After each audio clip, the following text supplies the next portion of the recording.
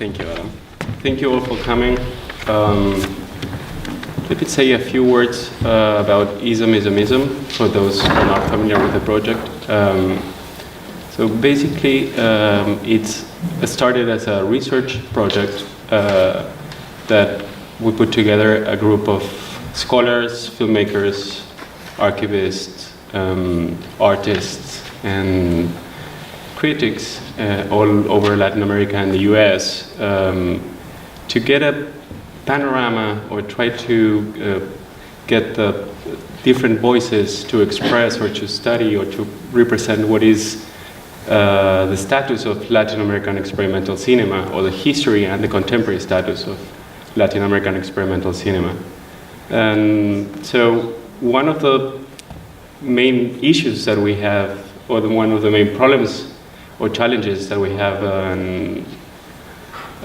trying to work together with different scholars from different parts of Latin America with different views of what is experimental cinema, was to find a common ground of what is Latin America and what is experimental cinema as well, right?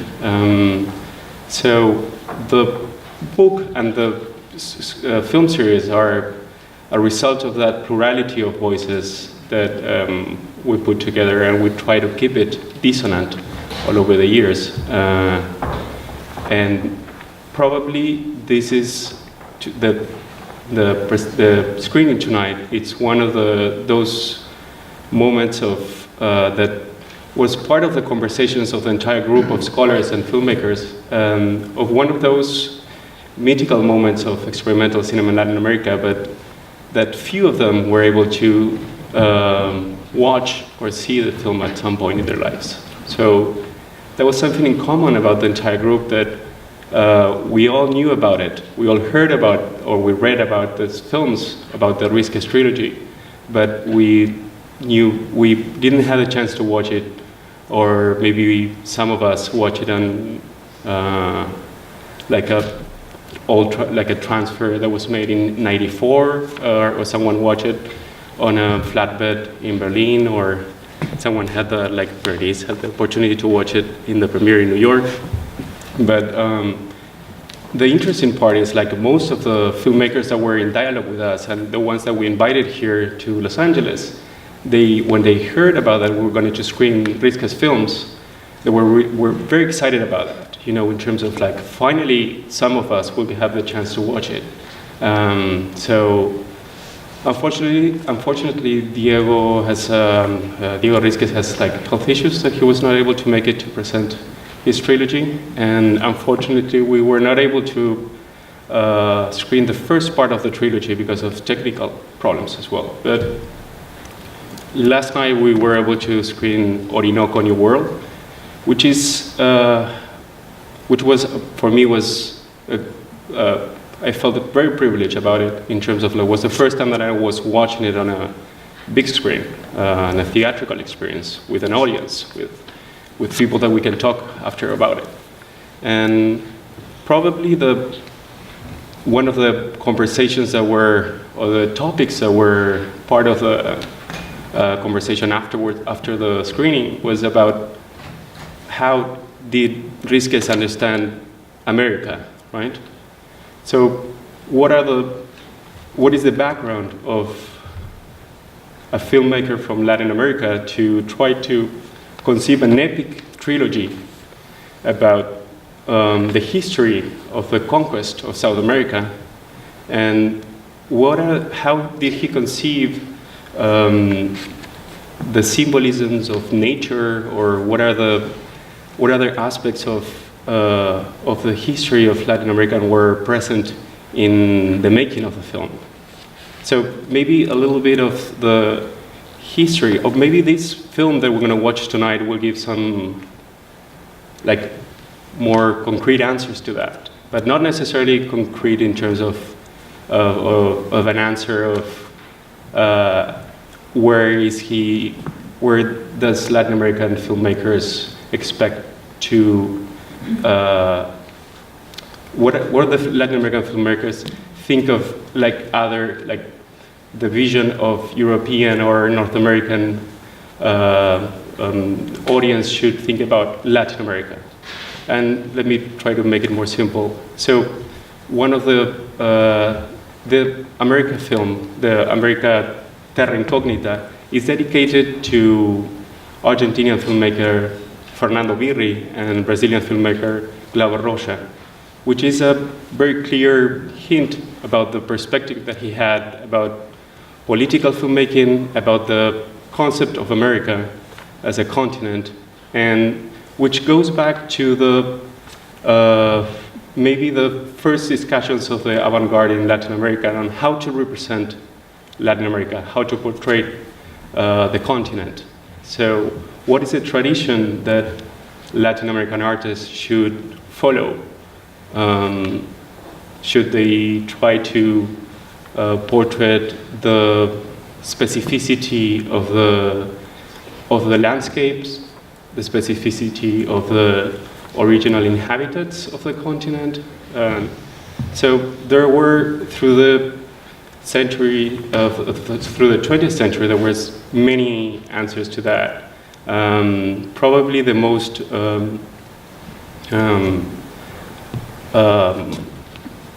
well-known answer to that was Pablo Neruda's Canto General, where he's thinking about America as a continent where the landscape and nature has a redemptive force. So even if we're thinking about that there are people conquering, there was a history of conquest and a history of civilization raping another civilization or being violent to another civilization. There is, at the end, nature is always there. Nature as a spiritual force, it will triumph at the end, right? And it's interesting to see how Diego Rísquez present this solution, because even if it's a very solemn, like a very grave or serious theme, he presents the symbology of the landscape and the symbology of the history of America in a very light way. I wouldn't say light, but let me rephrase. Instead of light, he presents it in a way that sometimes you cannot tell if he's actually making fun of it or if he's being completely serious about it, right? So in that gray area, I think there are some touches of a campy aesthetic as well that are like a key point of understanding his work. Maybe one of the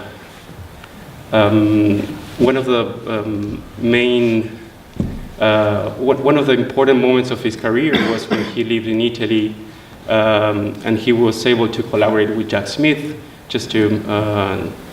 Jack Smith was presenting in a gallery at Rome a history of the conquest of Rome, and hired Diego Rísquez to make the photographs for that exhibition. So that also is another key element of his of the way he was understanding these histories of conquest and the histories of the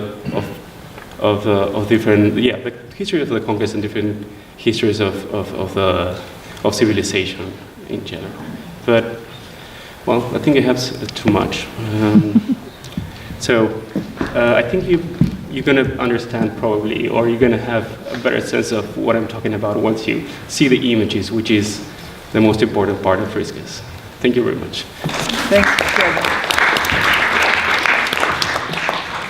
Thank you so much for being here. I had indeed the great privilege of watching this movie when I was a little girl, of course, in New York City when Jackie Renal showed it in her legendary Bleecker Street Cinema, and then her company Zanzibar distributed it.